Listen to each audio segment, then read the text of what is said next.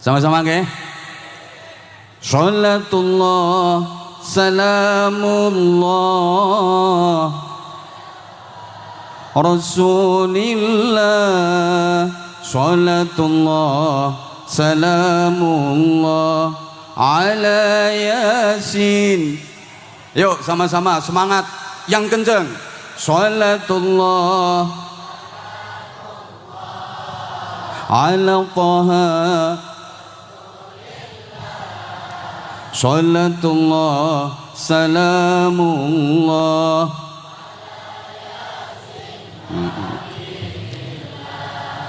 Ipin dan Upin membeli duren. Kok Ipin Upin ya? Makan bandeng dicampur nasi.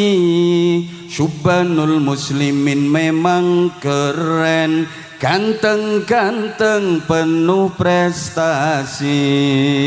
Yuk salawat badar. Salatullah ala Taha.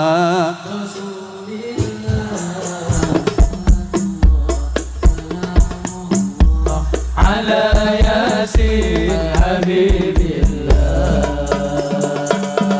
Ya ngonai, ndak usah ditabui. Nanti takutnya nadanya nggak pas ya, notnya nggak pas nanti. Senyumannya semanis madu, perilakunya akhlak terpuji, sholawatnya indah nan merdu. Subhanul muslimin selalu di hati. Sholatullah yang kenceng. Rasulillah. Salatullah salamullah ala Yasin Habibillah. Nah, sekarang spesial untuk khotim majelisnya. Hidup berkah, hidup yang ikhlas, derajatnya semakin mulia, istiqomah tanpa batas. Oh semua karena cara smart naklukin batasan? Kenalin Moto G86 Power 5G. Urusan gaming, chipsetnya next level performance. Bisa on terus sampai 41 jam tanpa horor lowbat.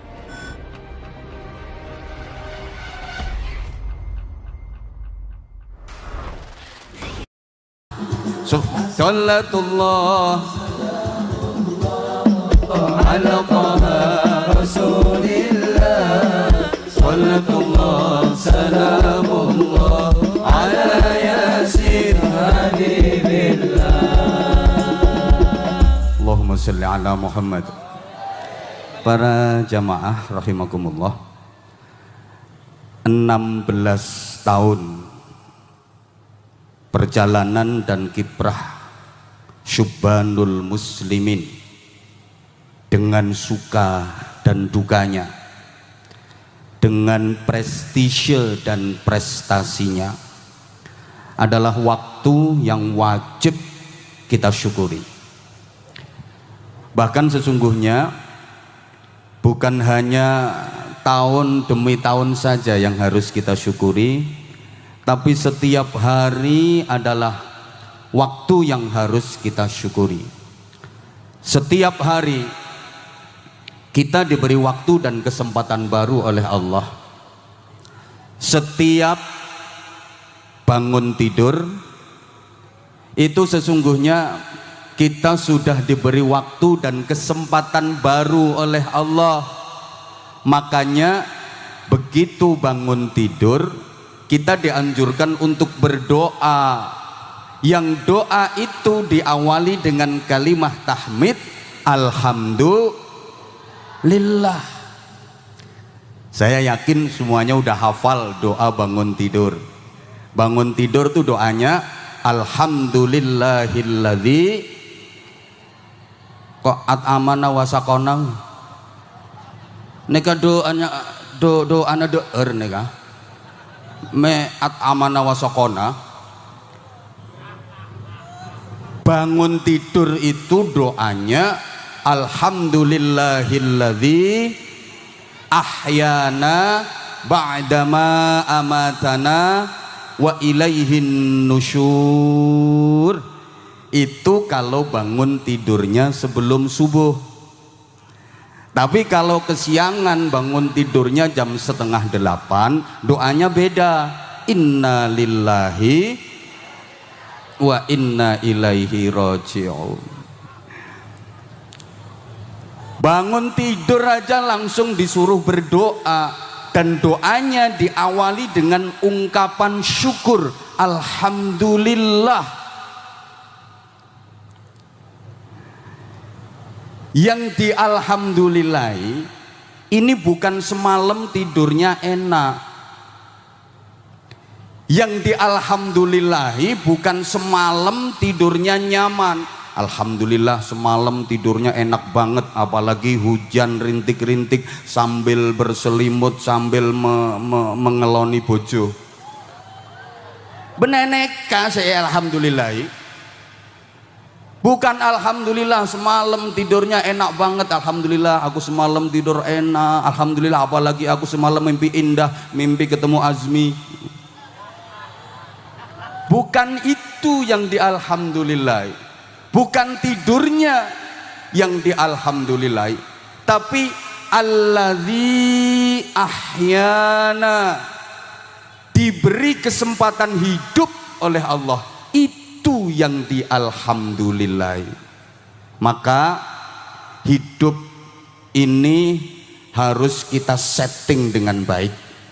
Hidup kita harus kita planning agar sesuai dengan kehendak Allah, agar bisa menjalankan hal-hal yang mendatangkan rahmat dan ridha Allah subhanahu wa ta'ala.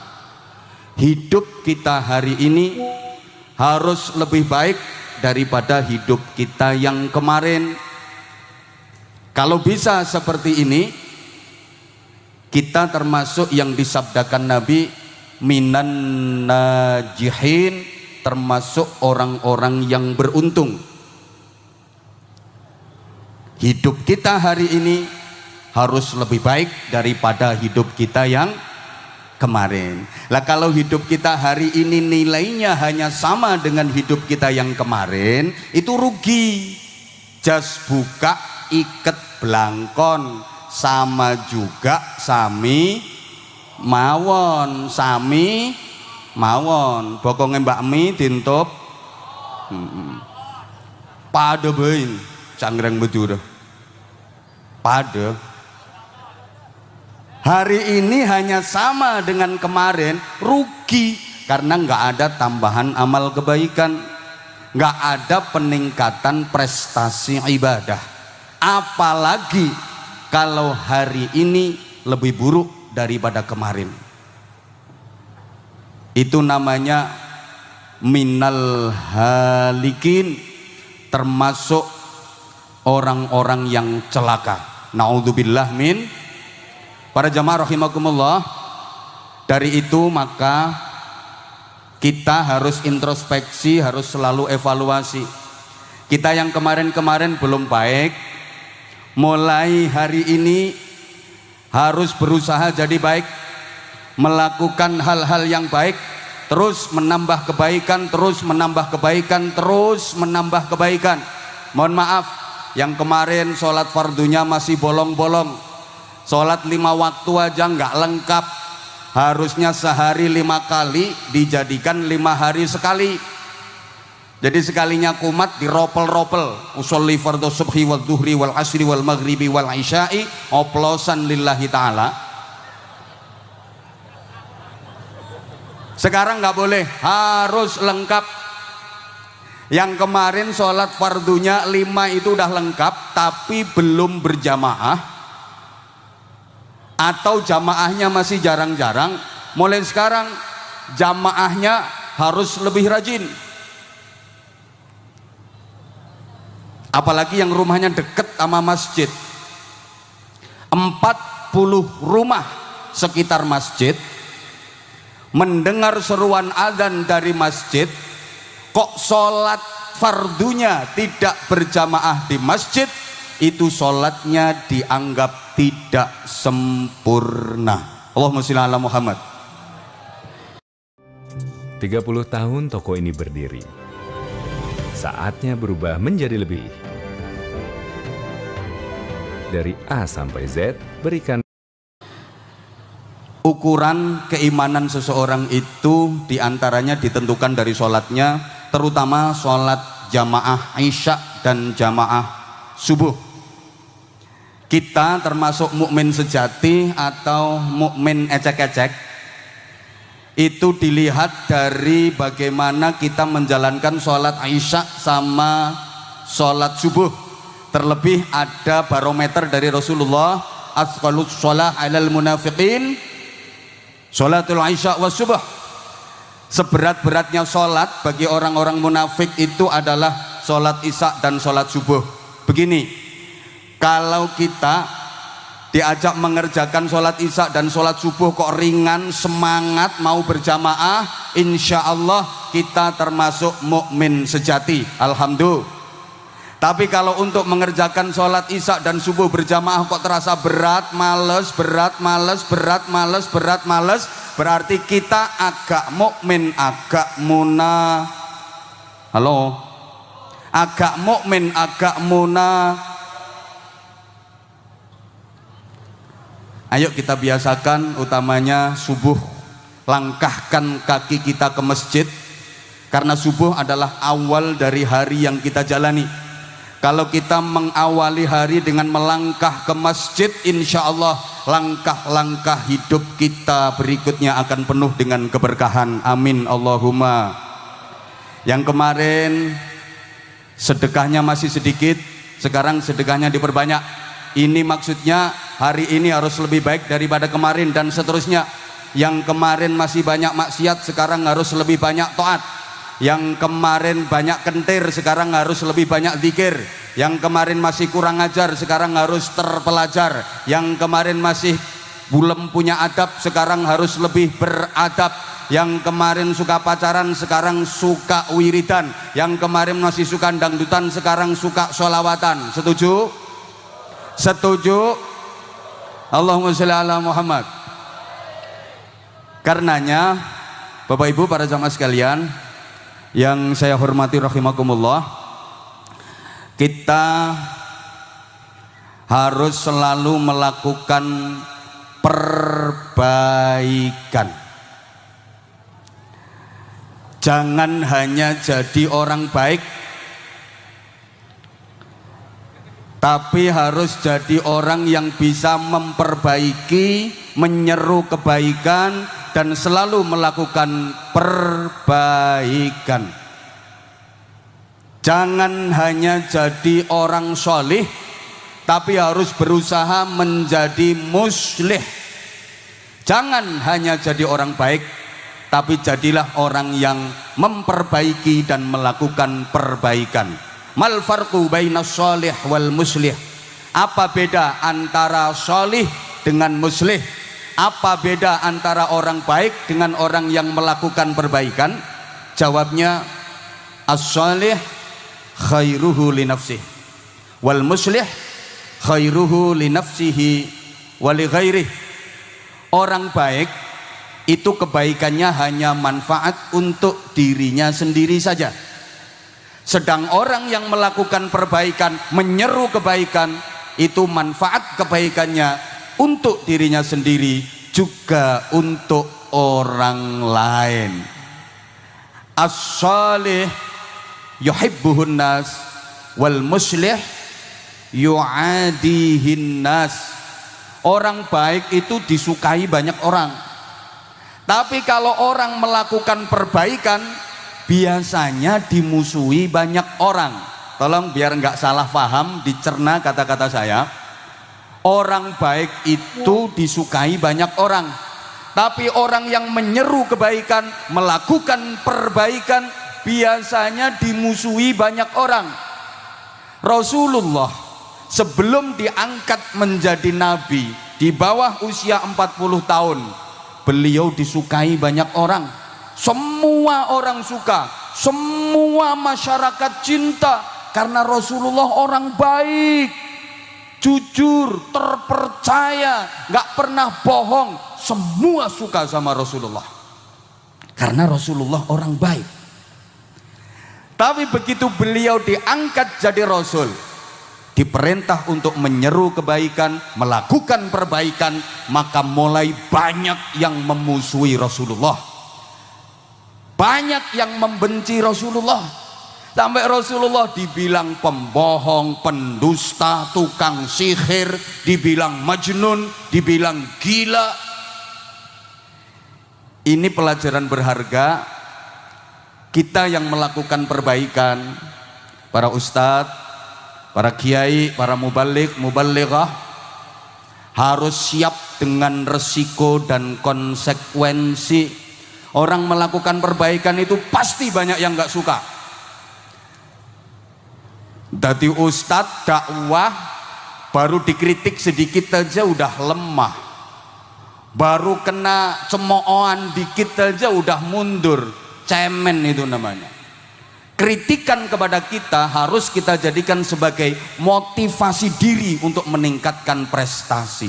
Saya yakinnya sebagaimana senandung yang barusan tadi, Subhanul Muslimin bisa besar, Subhan Loversnya bisa seluruh Nusantara, itu pasti dalam perjalanannya mengalami rintangan, mengalami cacian, mengalami fitnahan, pasti diejek, dicemooh, macam-macam. Halo, ada yang bilang ini ngapain sholawatan pakai ngeplai rebana. Saya pernah ditanya kayak gitu, jawaban saya sederhana, timbang ngeplain dasmu. Ini bagian dari metode dakwah para wali dan pejuang Islam di Nusantara, supaya agama Islam mudah diterima oleh masyarakat melalui akulturasi budaya. Salah satunya mengajak berzikir, berdoa, bersolawat dengan dilakukan kayak gini. Terbukti yang mau mengikuti metode seperti ini sampai sekarang anak cucunya, generasinya tetap cinta zikir, tetap cinta solawat. Tapi yang nggak mau pakai metode kayak gini, sekarang malah banyak yang membid'ah-bid'ahkan, mengkafir-kafirkan, menyatakan syirik dan sebagainya dan sebagainya dan sebagainya. Harus kita akui, yang mampu mempertahankan Ahlus Sunnah wal Jamaah di negeri ini, yang tetap eksis menjaga negara kesatuan Republik Indonesia dengan ideologi dan falsafah Pancasilanya adalah kita-kita yang suka bersolawat, kita-kita yang suka berzikir, kita-kita yang tetap menjaga akar pemikiran dari para pejuang Islam di Nusantara ini. Betul? Betul? Hati-hati, tadi Pak PLT Bupati udah menyampaikan mulai bermunculan lagi embrio pemikiran ekstrim, pemikiran radikal. Pokoknya pesan saya, apapun namanya, alirannya, kelompoknya, kalau di Indonesia ini sudah nggak mau mengakui keutuhan negara kesatuan Republik Indonesia, jangan diikuti. Udah nggak mau menerima Pancasila sebagai ideologi bangsa, jangan diikuti. Apa dipikir yang merumuskan Pancasila itu orang-orang bodoh? Yang merumuskan Pancasila itu para ulama, para kiai, melalui istikharah, melalui riyadhah. Coba kalau kita baca sejarah, dulu dalam Piagam Jakarta, sila pertama itu bunyinya ketuhanan dengan kewajiban menjalankan syariat Islam bagi pemeluk-pemeluknya. Akhirnya direvisi. Siapa yang merevisi? Para kiai, para ulama. Pertimbangannya, kalau bunyi pasal 1 seperti ini hanya untuk umat Islam saja. Sedangkan penduduk Indonesia ini agamanya macam-macam, walaupun memang Islam mayoritas. Bagaimana perasaan saudara-saudara kita yang non-muslim, yang beda agama, yang mereka juga ikut berjuang memerdekakan negeri ini, ikut berjuang membangun negeri ini, akhirnya disederhanakan dengan kalimat ketuhanan yang maha Esa yang itu sama sekali nggak keluar dari esensi Islam. Ketuhanan yang Maha Esa itu kan qul huwallahu ahad, la ilaha illallah. Makanya kalau nggak mau menerima Pancasila sebagai falsafah negara, berarti nggak mau jadi warga negara Indonesia. Minggato.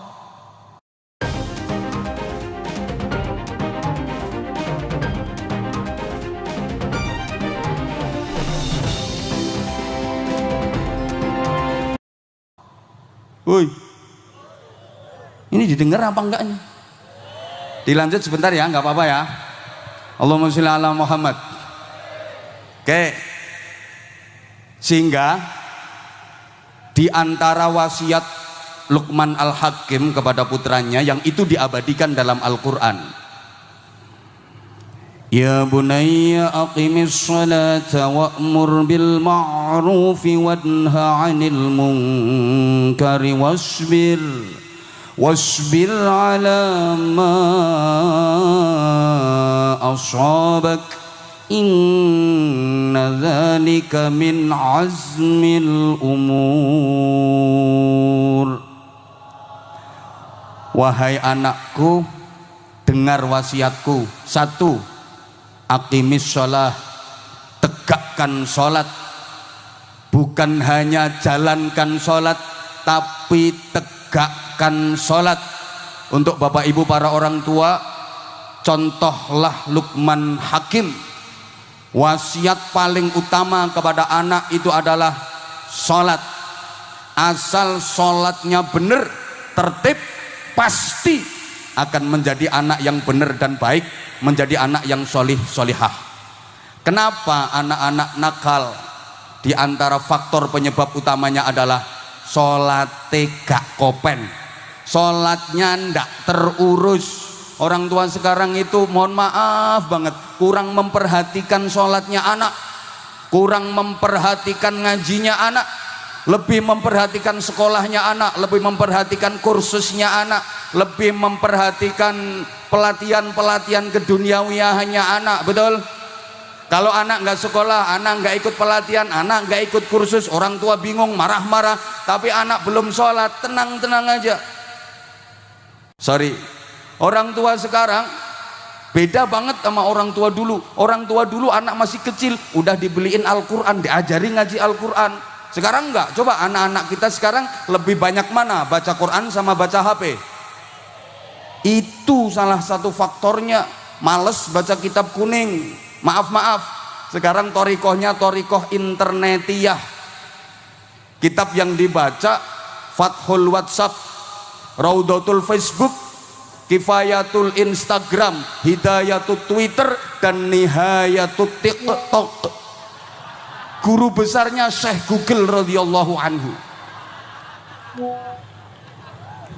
Allah ya karim. Anak-anak muda sekarang pada berani-berani ninggalin sholat, pada menyepelekan sholat, jauh lebih mementingkan yang lainnya. Waktu subuh nggak sholat malah maraton, waktu zuhur nggak sholat pergi ke salon, waktu asar nggak sholat main badminton, waktu maghrib nggak sholat lihat sinetron, waktu isya nggak sholat malah main handphone. Awas di alam kubur kena smackdown. Baru mulai hidup ini ketoknya mau mati. Mohon maaf, aqimis sholah, tegakkan sholat. Kalau sholatnya udah tegak, wa'mur bil ma'rufi wanha 'anil munkar, perintah kebaikan, menyeru kebaikan, lakukan perbaikan secara menyeluruh semampumu, dan perangi kemungkaran, cegah kemungkaran, tentu dengan cara yang baik. Nah, karena memerintah kebaikan dan mencegah kemungkaran ini penuh dengan resiko, maka wasbir ala ma asabak, kamu harus mempunyai kesabaran yang kokoh atas apapun yang menimpamu sebagai konsekuensi dari amar ma'ruf nahi mungkar. Jamaah rahimakumullah, muslihun wahidun ahabbu ilallah min alafi sholihin. Satu penyeru kebaikan, satu orang yang melakukan perbaikan itu lebih dicintai Allah daripada ribuan orang baik, apalagi ribuan orang-orang yang belum baik kayak gini. Halo, ini manusia semua apa bukan ya? Oh makanya ya. Satu orang penyeru kebaikan, satu orang yang melakukan perbaikan lebih dicintai Allah daripada ribuan orang baik. Kenapa? Allah menjaga maslahatnya umat itu melalui penyeru kebaikan, melalui orang yang melakukan perbaikan. Bahkan Allah menjaga kelestarian alam semesta ini melalui penyeru kebaikan, melalui mereka-mereka yang melakukan perbaikan, mendakwahkan kebaikan.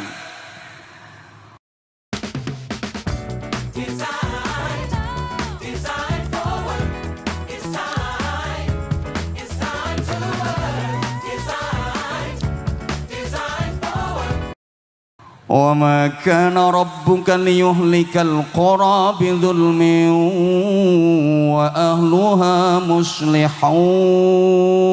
Dan sekali-kali Tuhanmu tidak akan menghancurkan satu negeri selama penduduk negeri itu pada mau menyeru kebaikan, melakukan perbaikan. Ini firman Allah pakai wa ahluha muslihun, bukan wa ahluha sholihun.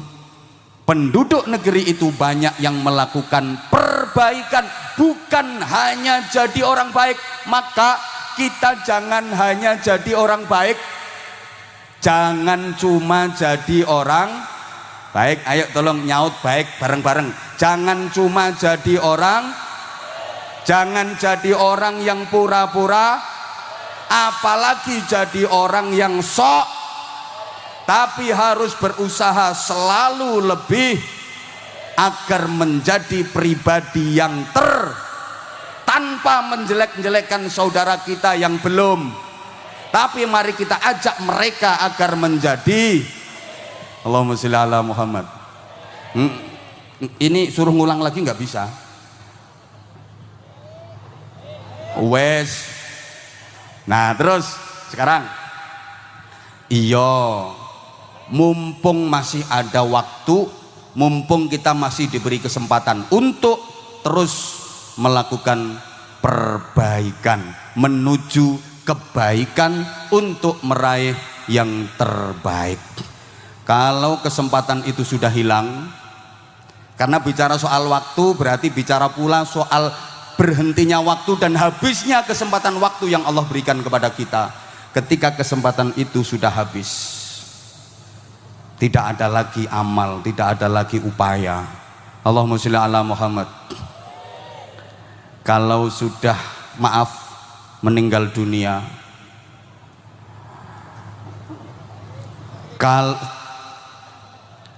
ojo gugupi wong tak antemi dianggap gak mikir tang ini.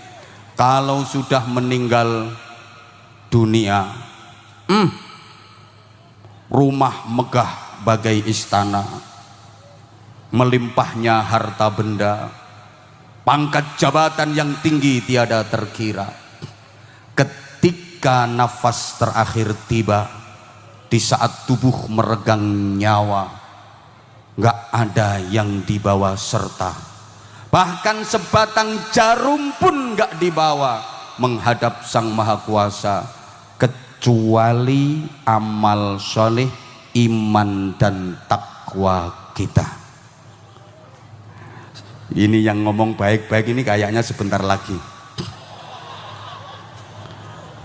Kalau dirimu sudah terbujur kaku, badan pun tak berharga, sesaat ditinggal nyawa, anak istri tercinta tak sudi lagi bersama. Izin Gus, ngapunten Gus. Secepatnya jasad dipendam. Makasih.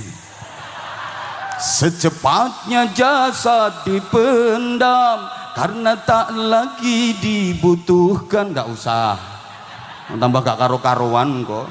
Diri yang semula dipuja kini bangkai tak berguna. Angel loh ini, kihoyae angel loh. Dari kamar yang indah, kasur empuk tilam putih, kini harus berpindah, terbujur dalam perut bumi. Loh, ini ada refnya malah medeni wong, rungokne.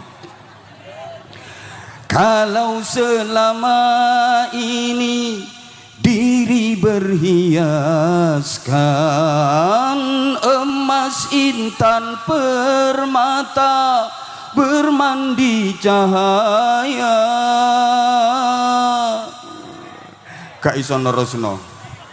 Tetapi kali ini di dalam kuburan gelap pekat mencekam, tanpa seorang teman. Terbujurlah, keliru. Sing bener ngene, terputuslah pergaulan, terbujurlah sendirian, diri terbungkus kain kafan. Dang dang dang dang dang dang dang dang dang dang. Wajah yang dulu indah, yang selalu dipuja-puja. Wes.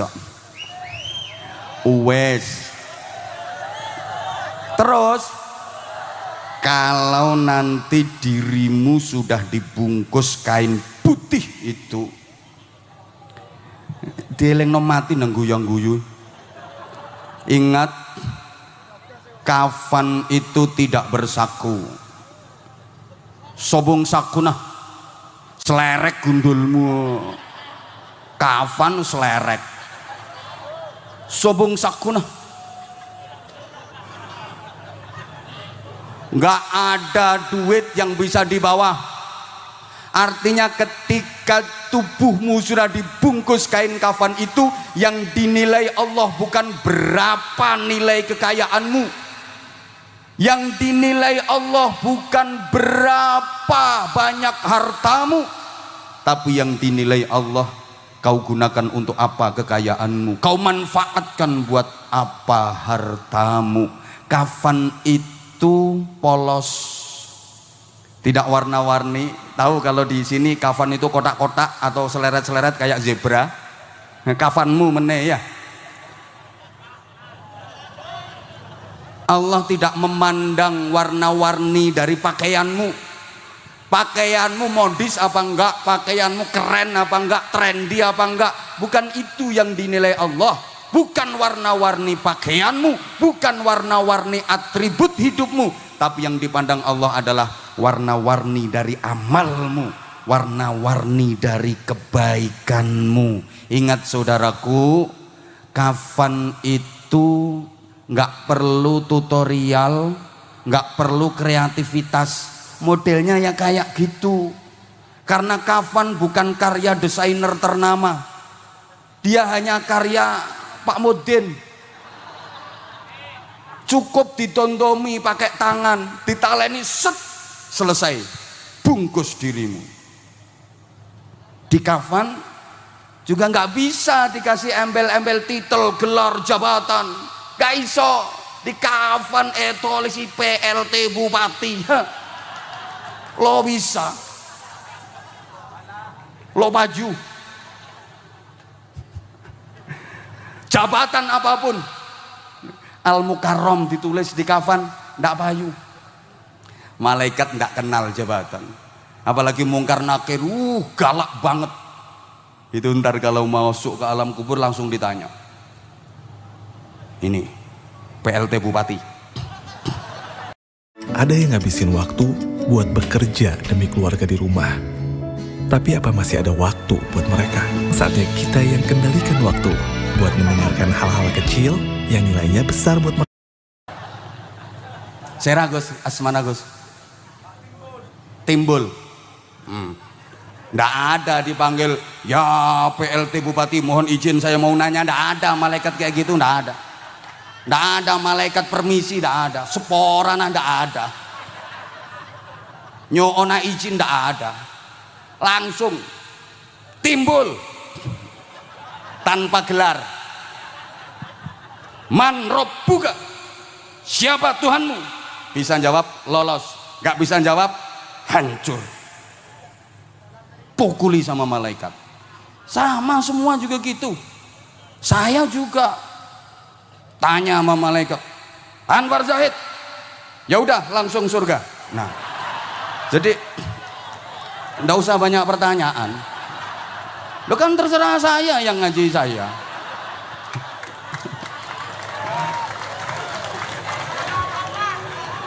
Nggak ada gunanya pangkat, jabatan, titel, nggak ada gunanya. Udah nggak ada gunanya. Dan kafan itu hanya beda satu huruf dengan kapan. Satunya pakai F, satunya pakai P. Cuman beda satu huruf. Satunya kafan, satunya kapan. Hanya beda satu huruf. Maka kafan itu mulai sekarang bisa diukur. Kafanmu yang pakai baju hitam bisa diukur, bahkan bisa dicoba mulai sekarang. Yang jadi pertanyaan besar, kafan itu diresmikan penggunaannya untukmu kapan? Sing guyu sedilu ungkas. Sekejap lagi mateh itu. Kene ka Israel telah keleleng di situ Israel. Halo. Halo. Allah. Mumpung masih diberi kesempatan, karenanya yuk kita tingkatkan ibadah kita. Imam Gauron ojo cerewet. Sayyidina Abu Bakar Siddiq radhiyallahu taala anhu membagi gridnya ibadah itu jadi 3. Nah, ini poinnya di sini. 15 menit saya minta waktu. Tingkatan ibadah itu ada 3. Pertama, ibadah yang dilakukan karena takut siksa neraka. Menjalankan ibadah karena takut siksa neraka. Tingkat kedua, ibadah yang dilakukan karena berharap dapat nikmat surga. Nah, yang ketiga, ini yang levelnya sangat tinggi, yang motivasinya sangat mulia. Ibadah bukan karena takut neraka, bukan karena pengen masuk surga, tapi semata-mata karena cinta. Semua karena, yang kencang, semua karena cinta. Oke, love. Diem dulu. Mari kita uraikan secara sederhana karena waktunya sangat terbatas. Yang pertama, ibadah yang dilakukan karena takut siksa neraka. Jadi mau mengerjakan sholat, puasa, zakat, haji, zikir, baca Quran, sholawat, itu karena dia kalau nggak ibadah takut disiksa di neraka. Ini kalau diidentikan kayak pembantu yang mau melaksanakan tugas-tugasnya karena takut dimarahi sama majikannya, takut dihukum sama majikannya. Atau seorang murid yang mau mengerjakan tugas-tugas sekolah termasuk ujian karena dia takut nggak naik kelas, takut nggak lulus, takut dimarahi gurunya. Atau seorang istri yang mau menjalankan tugas-tugas rumah tangga termasuk mau melayani suami karena dia kalau nggak kerja takut didamprat sama suaminya, takut nggak dikasih uang belanja sama suami, takut dihukum. Ini gambaran orang yang ibadah karena takut neraka. Jadi andaikan Allah nggak bikin neraka, dia nggak mau ibadah. Misalkan Allah tidak menciptakan neraka, dia nggak mau beribadah. Yang kedua, ibadah yang dilakukan karena pengen masuk surga, pengen dapat pahala. Ini gambarannya kayak pembantu yang mau kerja keras karena pengen dapat gaji dari majikannya, karena pengen dapat tambahan tips-tips, tambahan-tambahan gaji dari majikannya, atau murid yang mau mengerjakan tugas-tugas sekolah, mau mengerjakan ujian karena pengen dapat penghargaan, pengen dapat nilai yang bagus, pengen naik kelas, pengen lulus. Atau ustadz mau ceramah karena pengen dapat, siapa ngomong duitmu? Udah dibilangi berkali-kali, ada ustadz ceramah kok niatnya nyari duit, itu dosa. Dosa. Lebih dosa lagi kalau ada panitia ngundang ustadz suruh ceramah nggak dikasih duit. Itu aturannya malah besar dosanya.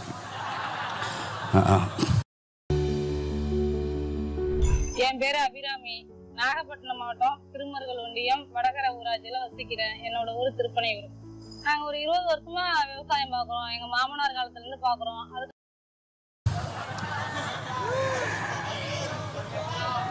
Atau bisa digambarkan seorang istri yang mau menjalankan tugas-tugas keluarga, tugas-tugas rumah tangga, mau melayani suami karena berharap dapat hadiah dari suami, karena berharap dikasih uang belanja lebih, karena berharap dibeliin gelang, dibeliin kalung, dibeliin cincin, dibeliin baju yang bagus-bagus. Ini biasanya nggak beres. Kalau suaminya lagi banyak duit, dikasih uang belanja banyak, itu biasanya suaminya disayang-sayang.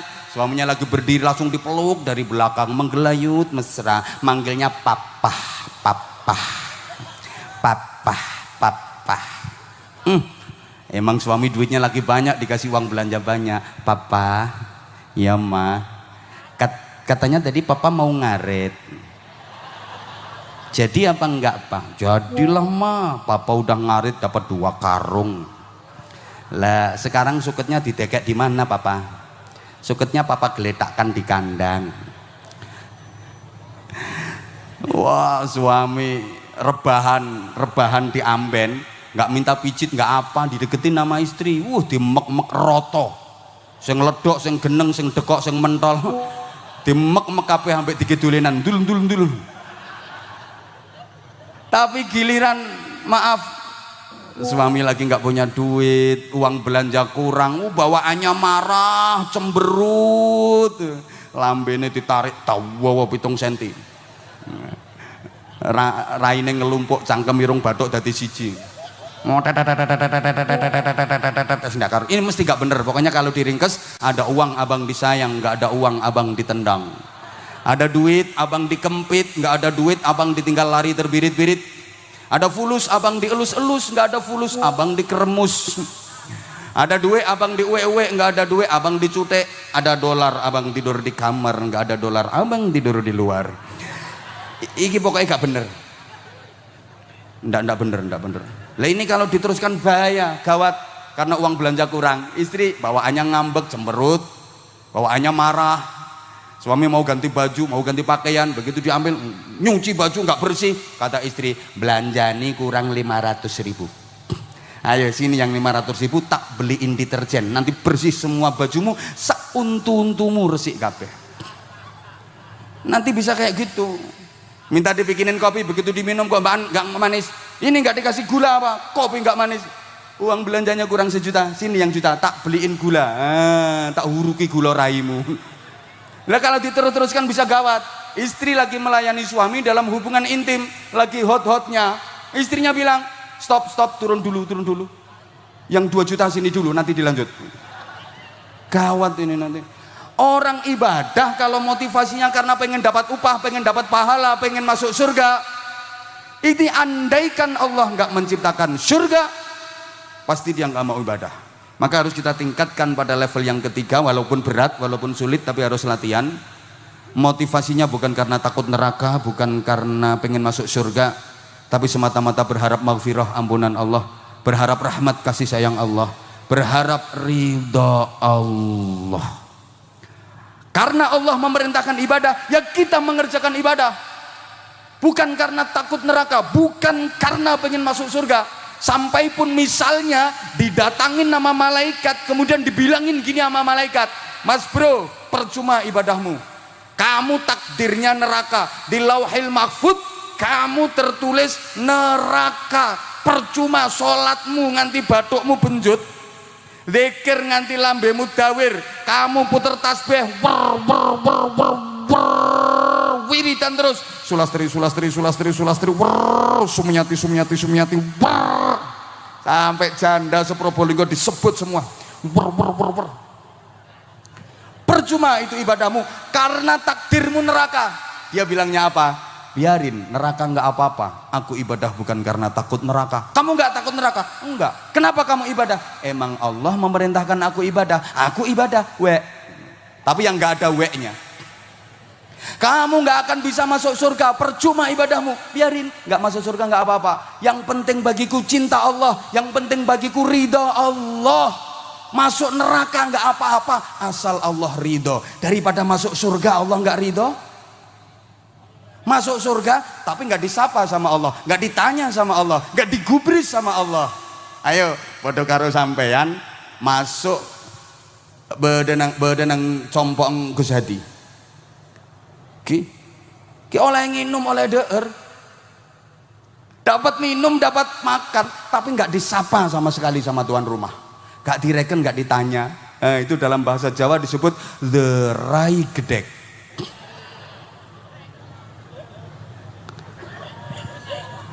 Saya jadi teringat satu kisah.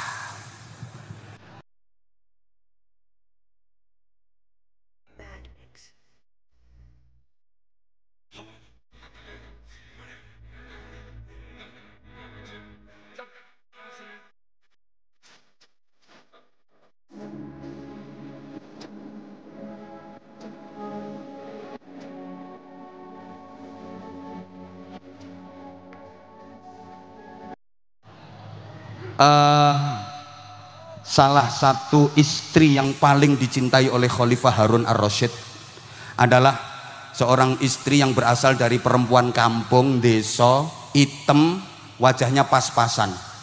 Di antara istri-istrinya yang cantik-cantik, wajar, emang raja, istrinya cantik-cantik. Kan saya pernah bilang di dunia ini laki-laki yang istrinya cantik itu ada 3. 1 pejabat, 2 orang kaya, 3 kiai. Loh iya, pejabat itu rata-rata istrinya cantik-cantik, bening-bening, glowing. Diajak foto tuh pantes. 2 orang kaya, rata-rata istrinya cantik-cantik karena bisa memilih. Perempuan nggak begitu cantik, begitu jadi istri orang kaya berubah cantik, glowing. Ada perempuan cantik dinikah sama orang miskin, rusak, melakukan seyek, diajak usung-usung boto. Ndeker kayak wedhus mencret. Yang ketiga, yang istrinya cantik itu kiai. Nah, coba dicek, diteliti, rata-rata kiai itu istrinya cantik-cantik. Ada kiai istrinya kok nggak cantik, itu nasibnya kurang bagus. Orang hiburannya cuman istri jelek bisa. Mau cari hiburan yang lain nggak pantas. Kiai mau karaoke nggak pantas. Mau biliar nggak pantas, ya nggak pantas. Nek trail nggak apa-apa Gus, nggak apa-apa, trail nggak apa-apa, pantas masih pantas. Ini komunitas trail hadir juga ini, nggak pantas, nggak apa-apa. Kalau mau main biliar, mau karaoke nggak pantas. Satu-satunya hiburan kan cuman istri. Neng jelek pisan. Ikus taqabbalallahu minna wa minkum taqabbal. Ya kan. Ini istrinya Khalifah Harun ar-Rasyid cantik-cantik semua. Tapi yang paling dicintai oleh sang khalifah adalah istri yang berasal dari wanita kampung, yang hitam, yang wajahnya pas-pasan. Seluruh anggota kerajaan ini pada heran. Ini khalifah aneh ini. Istrinya cantik-cantik tapi malah yang paling dicinta, yang paling jelek. Mereka bertanya, wahai sang khalifah, Anda ini aneh. Istri cantik-cantik kayak gitu tapi kenapa yang paling disayang, yang paling dicinta malah yang paling jubek. Celeng jubek. Ini sang khalifah nggak jawab. Aku nggak mau jawab, takut kalau aku jawab kalian nggak percaya. Udah, besok kalian semuanya kumpul di istana sini.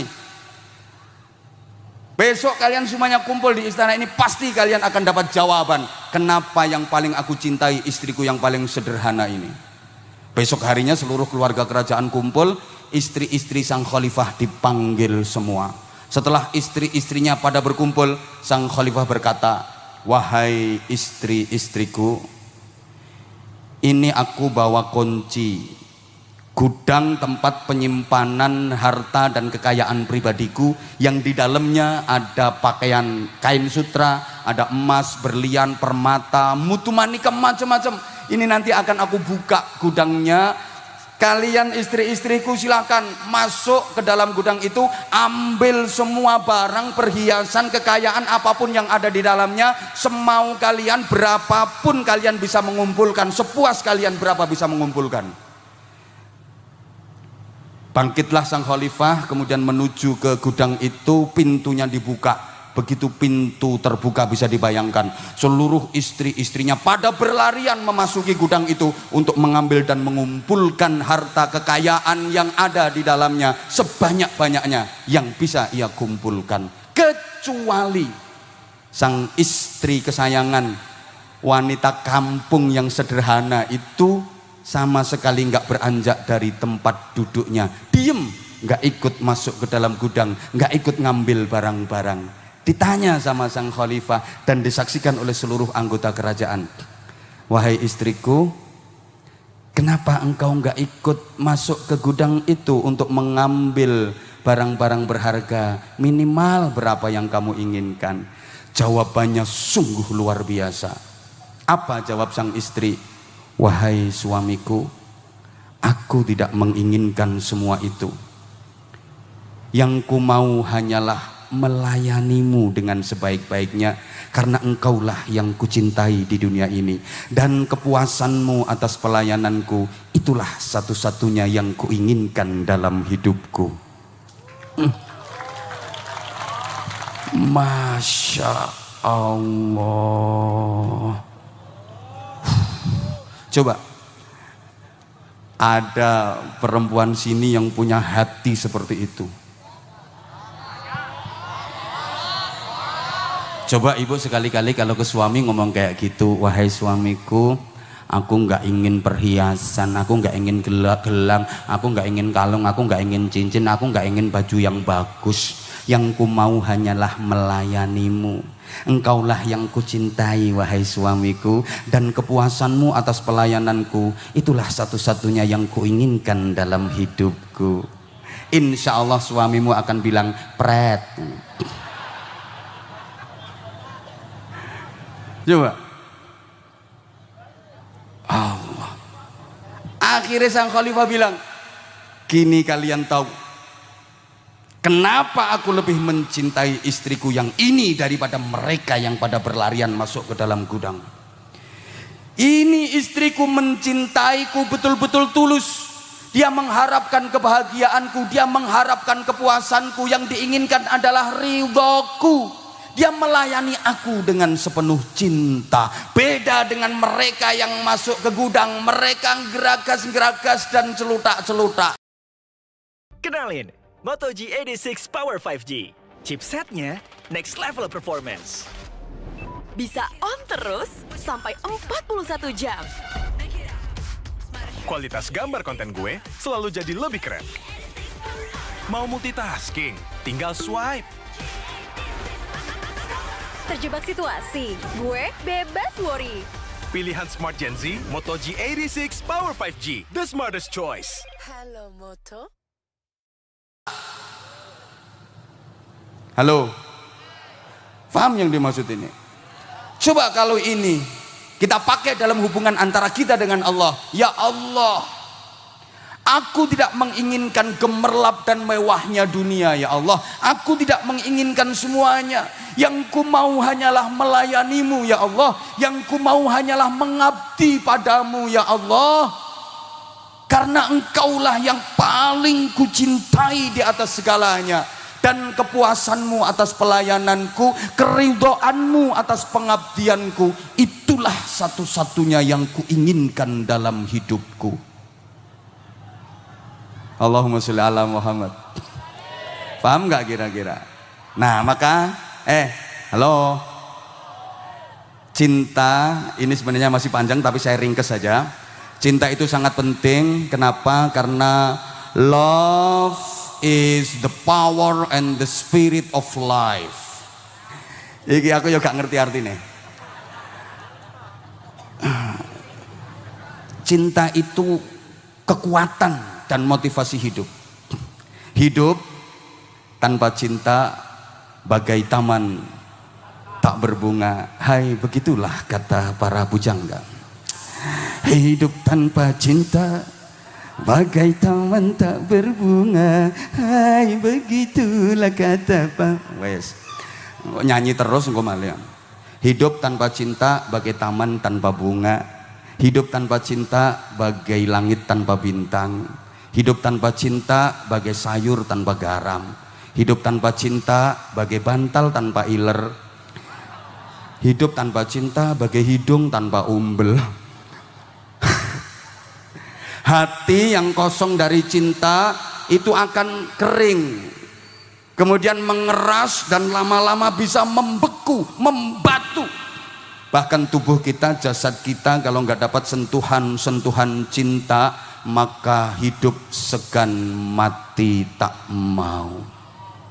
Allahumma sholli ala Muhammad. Cinta pula yang menggerakkan roda kehidupan kita. Kenceng lambatnya perputaran roda kehidupan kita sangat ditentukan oleh kualitas cinta kita. Kalau cintanya kualitas tinggi, maka perputaran roda kehidupan ini akan sangat cepat.